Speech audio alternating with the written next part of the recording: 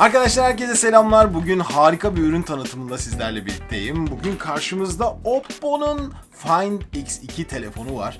Ses özelliğiyle son derece iddialı, mükemmelliğini ortaya çıkar hashtag ile bu telefonu yayınlıyorlar. Özellikle sesiyle alakalı olarak birçok test yapacağım. Şimdi öncelikle kutu açılımına bir geçelim. Haydi bakalım.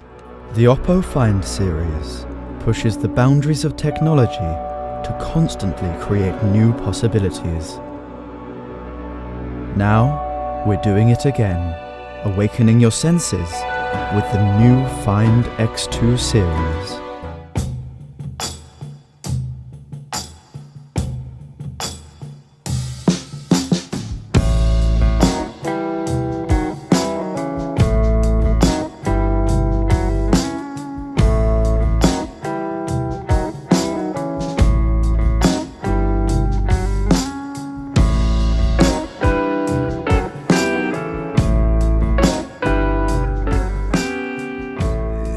Şimdi Oppo Find X2'nin kutu açılışını yapalım. Gördüğünüz gibi nefis bir renk her şeyden önce. 256 GB hafıza. Buyurunuz şu güzelliğe bir bakınız. Vallahi yani çok estetik, çok şık gözüküyor her şey. Sim girişi için bir plastik dış kap. Yes. Heyecanla devam edelim. Evet. Sırada ise bu muhteşem telefon var.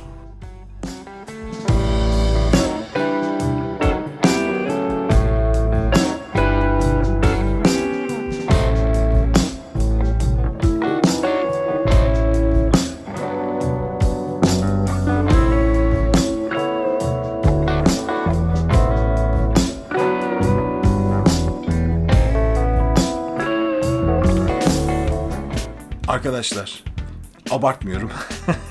Gerçekten inanılmaz yüksek volüm duyuyorsunuz. Bu net. Müthiş bir sistem yapmışlar. Müthiş bir ses sistemi yapmışlar telefona. İddialı oldukları kadar var. Şöyle bir kısaca dinleteyim size mesela birkaç parça.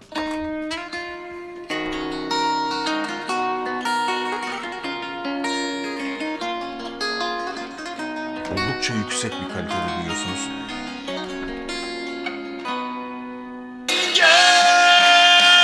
Nakarat. Gel, sorgusuz sualsiz, gel hep olduğun gibi, gel yandığım gibi. Yani kulağınızı aşağı götürüp hakikaten dinleyebilmeniz mümkün değil çünkü çok yüksek desibelde gerçekten her şey.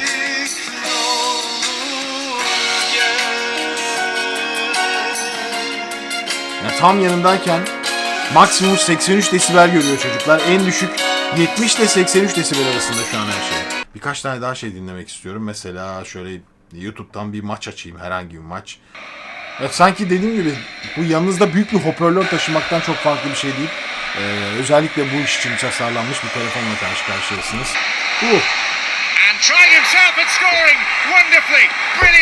Herkesin keyfi başkadır. Fakat telefon ilk şöyle elime aldığım zaman oldukça uzun bir ekranı var, geniş bir ekranı var.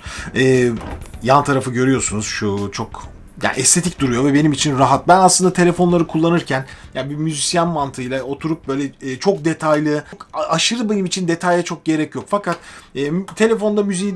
Alo? Evet? Tolga? Tolgacığım ne haber? Aslında güzel de bir test oluyor. Bir arkadaşım telefonla aradı beni. Kendisiyle konuşmaya devam ediyorum. Tamam. Şöyle ben yani detaylı konuşur, uzun sohbet konuşur. Ben şimdi arazideyim. Stüdyonun dışındayım. Çok büyük şey değil ya burası. Telefonla konuşma seviyesi, dinleme seviyesi gördüğünüz gibi aşırı yüksek ve rahatsız edici değil ama müzik dinlerken bu alet tam bir canavara dönüşüyor. Aslında ben bir son kullanıcıyım ve bu kullanımlar sırasında benim için önemli olan bazı şeyler var. Bir kere rahat bir şekilde telefonla konuşmak benim için çok önemli ama bunun ötesinde en önemli şey tabii ki müzik dinleme keyfi. Bu telefonla son derece rahat müzik dinleyebilirsiniz. Zaten dediğim gibi elinizde bir hoparlörle dolaşıyormuşsunuz gibi bir his var. Bir tesisat gibi kendi başına. Ama bunun da dışında belki de her müzik yapan kişinin en kıymetli şeyi ki ben de çok kullanıyorum. İşte cep telefonunuzu karşınıza koyup kayıtlar yapmak ve biz kayıtlarımızda genellikle çok fazlasıyla işte yardımcı ekipmanlar kullanıyoruz, mikrofonlar kullanıyoruz, farklı şeyleri telefonlara adapte ediyoruz. Ama bu telefonla deneyimleyeceğim şeyi ben de merak ediyorum. Telefonu karşıma koyacağım ve birkaç tane akustik parça kaydedeceğim. Valla şöyle içinde modlarına baktım, birazcık ayarlarına. Video moduna geldiğim zaman içeride 4K 60 FPS'ye kadar çıkabildiğimi görüyorum. Bu özellikle ses konusunda gerçekten çok uğraşılmış. 3 tane ses efektinden bahsediyor. Bir tanesi diyor ki standart ses efekti. Bir tanesi 3D kayıt. Bir de ses odaklanması var. Mikrofon öndeki sesi iyileştiriyor ve merceği büyütürken nesnenin ses düzeyini değiştiriyor. Yani 3 tane ayrı karakter kullanıyor. Bir de rüzgar gürültüsünü azaltma seçeneği var burada arkadaşlar. Dışarıda rüzgar sesini de alabiliyor alabildiği kadar. Nasıl, onların hiçbirine bakmadım ama test etmeye çalışacağım. Hepsini test edelim. Hadi edelim. Evet, şu an gördüğümüz görüntülerin tamamını Oppo ile çekiyorum. Bu ön kameranın çekimi. Wow. İnanılmaz keskin ve parlak gözüküyor gerçekten her şey. Bu kaydı yaparken bir ön kamerayla standart bir çekim yapalım. Bakalım nasıl bir sonuç elde edeceğiz. Bunu bir sabitleyeyim. Ondan sonra da gitarımı alayım, çalayım. Şu an bütün görüntü 4K 60 fps. Oppo Find X2'de ve ses kaydı da standart modda. Fark etmen için başını eğip toprağa biraz bakman lazım. Anlatır sana kaldırım çiçekleri, üstüme gölge etmemen lazım. Şimdi bu 3D modda muhtemelen ben gezebilmem gerekiyor. Yani her gezdiğimde de sesin başka bir yere doğru şekil alması gerekiyor. Hatta arkasında. O nedenle böyle bir bu geziyi yaparken birazcık hareket edeceğim. Fark etmen için başını eğip toprağa biraz bakman lazım. Anlatır sana kaldırım çiçekleri, üstüne gölge etmemen lazım. Size 4K 60 fps görüntüler çekiyorum. Hakikaten lezzetli. Evet. Şöyle odak seçmeye de bakalım. Wow, çok şık. Çok şık.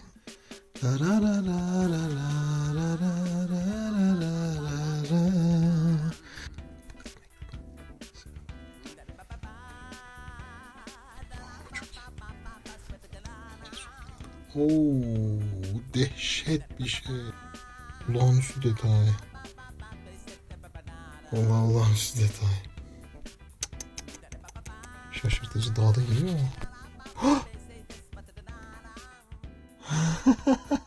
Yok artık. 5x zoom çocuklar bu. 4K 60 fps moddayız. Yani en yüksek çözünürlükteyiz şu anda. Ve ses olarak da standart moddayız. Bakalım nasıl bir ses kaydediyor. Ben kendi şarkılarımdan birini okuyacağım size. Fark etmen için başını eğip toprağa biraz bakman lazım. Anlatır sana kaldırım çiçekleri, üstüne gölge etmemen lazım.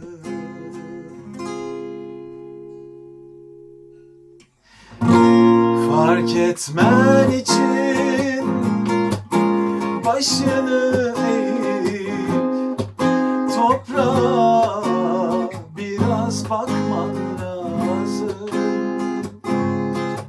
Anlatır sana kaldırım çiçekleri, üstüme gölge etmemen lazım. Şimdi gezmeye başlıyorum. Fark etmen için başını eğip, kamera sabit, toprağa biraz bakman lazım.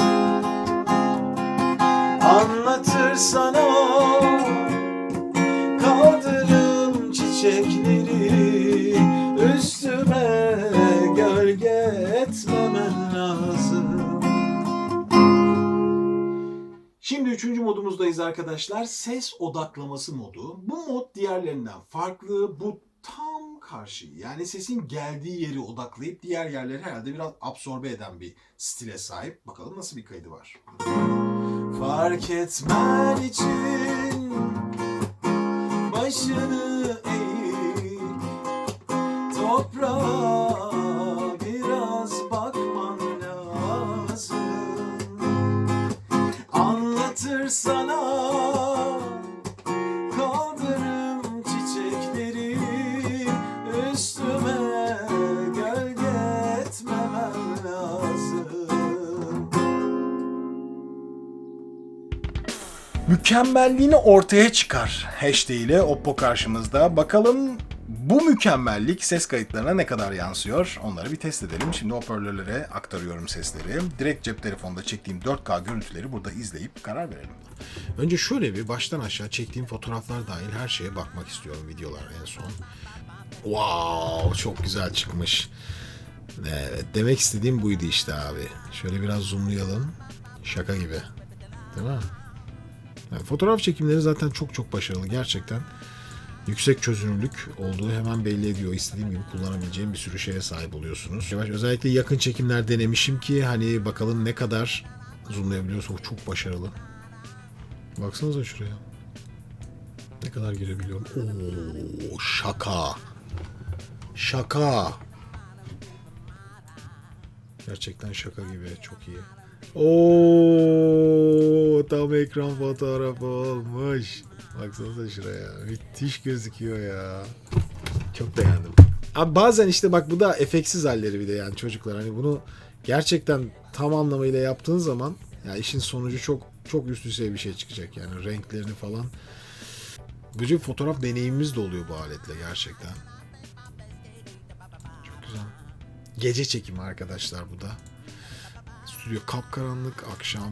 Of, bunun bir gece modu var fotoğrafta. Onunla çekilen çok başarılı. Özellikle gece çekimlerini çünkü çok kullanıyoruz. Zaman zaman işte kendi çekimlerimde telefon çok kullanıyorum. Mesela son yaptığım akustik kayıtlarında veya daha önceki belli vloglarda, belli özel çekimlerde, bazı röportajlarda cep telefonunun 4K özelliklerini hep kullanıyoruz. Tabii 60 FPS'ye çıkan ve gece karakteri de olan bir şey için özellikle denemek istemişim. Evet, standart modda bir kendinize dönük açıda yapılmış bir kayıt. Yani ön kamerasıyla yapılmış bir kayıt. Üstüme gölge etmemem lazım. Temiz duyuluyor. Size de zaten dinleteceğim. Ben kendi duyduğumdan sadece bakıyorum. 3D mod çok daha dolgun bir mod zaten. Direkt volüm yükseldi ve biraz daha sesi hem derinlik hem de çevriliyor gibi bir hava var. Diğerinde sadece orta modda klasik bir stereo kayıt gibiydi. Nasıl gerekiyor hatta arkasında. O nedenle böyle bir bayağı geziyor. Bu geziyi yaparken birazcık evet kameranın etrafında geziyorsun. Hareket edeceğim. Muhtemelen iç kulaklıkla yani bir kulaklık dinlerseniz çok bariz belli olacak. Fark etmen için başını çok iyi. Direkt kolonu değiştirdik. Bakman lazım. Anlatır sana. Çok eğlenceli. Kaldırım. Hakikaten güzel. Yani binaural bir karakteri buraya koymak çok güzel. Özellikle benim gibi bu işe bayılan bir adam için. Siz bir insan duyumuna sahipsiniz. Çevrenizde eğer sağınıza geçiyorsa okuyan kişi, karşınıza geliyorsa hep onun gibi. Kendi duyumunuzla duyuyorsunuz. Dönüyor etrafınızda. Evet şöyle kendime döndüreyim birazcık kamerayı bakalım nasıl görünüyorum, neler yapayım. 3D çekim, ses çekimi gerçekten müthiş güzel. Dolgunluk olağanüstü. Yapıyorum. Bas frekansları alışı çok güzel. Yapıyorum. Şuraya bak. Nasıl görünüyorum, neler yapıyorum. Sese güzel bir alt frekans kattığı için, derinlik kattığı için bunlarla bazen isterseniz karşınıza koyup tam sessiz bir ortamda dublaj veya böyle seslendirme de yapabilirsiniz. Şu an kulaklıkla dışarıda geziyorum. Ön kameradayım. Kendime dönük olmayan dış kameradayım. Bakalım rüzgar engelleyici işe yarıyor mu? Dışarıda geziyorum şu anda. Hafif bir rüzgar var. Ama yürürken bu artıyordur diye tahmin ediyorum. Evet, aynısını şu anda kulaklığı çıkardım. Kulaklıksız olarak deniyorum. Rüzgar engelleyicinin 3D kayıt modunda ne kadar çalıştığını da görmüş oluyoruz bu sayede. Dış mekanda. şarkı türkü söylerken veya işte gezerken şu an rüzgar esiyor. Tatlı bir rüzgar var. Rüzgar filtresini kapattım. Muhtemelen daha fazla ses alıyordur. Rüzgarla ilgili sesler alıyordur diye düşünüyorum. Kamera elimde. Böyle gidiyorum. Şimdi tekrar açacağım. Şu anda standart kayıt modundayım. Standart kayıt modunda rüzgar filtresi açık. Ne kadar aldığını kontrol ediyorum artık. Bakalım nasıl bir sonuç veriyor. Evet, şu an dışarıdayım. Ses odaklaması açık. Gayet ortalama bir tonda konuşuyorum bağırmadan. Ve aynı zamanda yürürken rüzgar filtresi de açık. Şu an rüzgar esiyor. Tatlı bir rüzgar var gene. Bakalım nasıl aldı. Bunların hepsini evde izleyelim. Görelim. Evet arkadaşlar, gelelim finale. Oppo Find X2'nin bütün özelliklerini inceleme fırsatı buldum. Özellikle sesle ilgili olarak yaklaşık bir haftadır birçok testle bunların sonuçlarına, neler olduğuna bakmaya çalıştım. Dışarıda baktım, içeride birkaç kayıt yaptım, ön kamerayla yaptım, arkadan çevirdim. Benim için önemli olan, dediğim gibi ilk baştan beri, her şeyi iyi duymak ve bu konuda Oppo Find X2 oldukça başarılı. Kayıtlar konusunda 3D özellik benim kesinlikle favorim oldu. Son derece başarılı olduğunu düşünüyorum. Bir telefonun içinde böyle şeylere sahip olmak ekstra bir avantaj getirir diye düşünüyorum pek çok kişi için. Çok hızlı bir telefon. Birçok aplikasyonla ilgili çalışmalar da yaptım, indirdim, denedim. Son derece hızlı çalışıyor. Ayrıca o 4K videoların büyük bir hafızaya da ihtiyacı var. 256 GB'da. Bunun için fazlasıyla yeterli olduğunu düşünüyorum. Bugün çünkü en önemli şey bence hafıza. Ve benim bütün kayıtlarımda kullanabileceğim genişlikte bir telefon. Yani bir profesyonel müzisyen olarak bunu severek ve kayıtlarını yaparken de keyif alarak kullanabileceğimi düşünüyorum. Benim incelemem bu kadar. Hepinize iyi günler dilerim.